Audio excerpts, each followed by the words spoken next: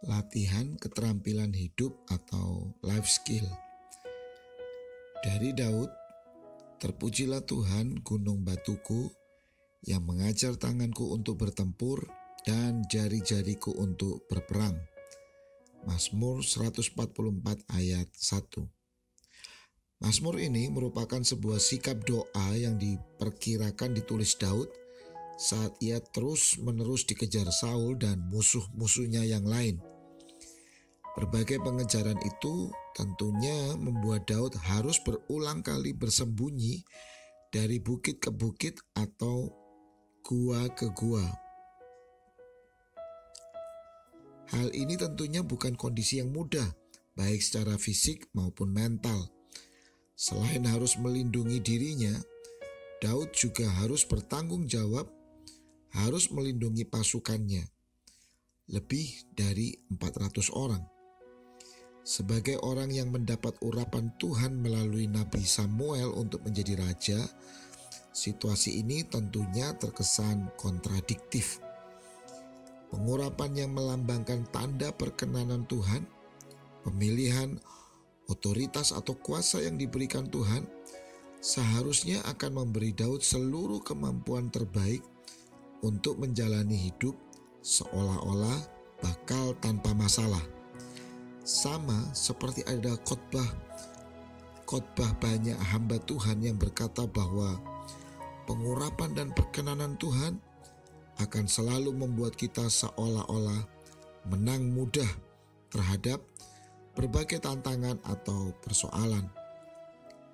Kita sangat meyakini bahwa saat ini kita percaya kepada Kristus yang diurapi, yang telah menebus setiap ketidakbenaran, dosa, dan ketidakmampuan kita.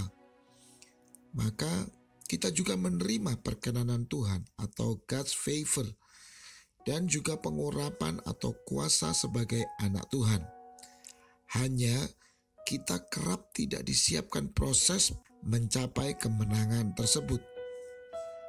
Saat kita menghadapi realita hidup sehari-hari, kita bisa seperti Daud yang kerap merasa diperhadapkan dengan berbagai musuh kehidupan atau persoalan yang silih berganti dalam banyak situasi hidup kita. Pertanyaannya adalah, apakah yang menjadi sikap dan permohonan doa kita saat menghadapi persoalan-persoalan tersebut?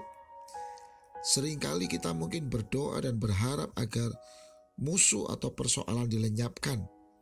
Bahkan tidak jarang kita seolah-olah meminta dengan penuh iman sebiji sesawi agar gunung atau persoalan dipindahkan. Firman Tuhan sedang menggambarkan cara pandang diri kita beda dengan cara pandang Allah. Bagi Allah, yang paling penting adalah mengubah hidup kita, lebih dari sekedar menyelesaikan permasalahan yang ada. Dalam anugerahnya, Daud mampu melihat bahwa fokus Allah adalah memakai berbagai persoalan untuk melatih hidupnya menjadi pribadi tangguh dan terampil untuk menghadapi masalah.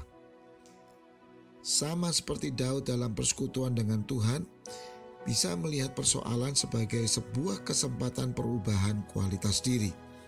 Maka marilah kita mengizinkan Tuhan dalam kasih-Nya juga bisa memahami fokus Allah. Dia ubah kita dari pribadi yang merasa tidak berdaya menjadi pribadi yang berdaya. Siapkah kita diubah oleh Allah melalui berbagai proses latihan menghadapi berbagai persoalan? Jangan sekedar meminta beban yang lebih ringan, tetapi mintalah bahu yang lebih kuat untuk menanggung beban.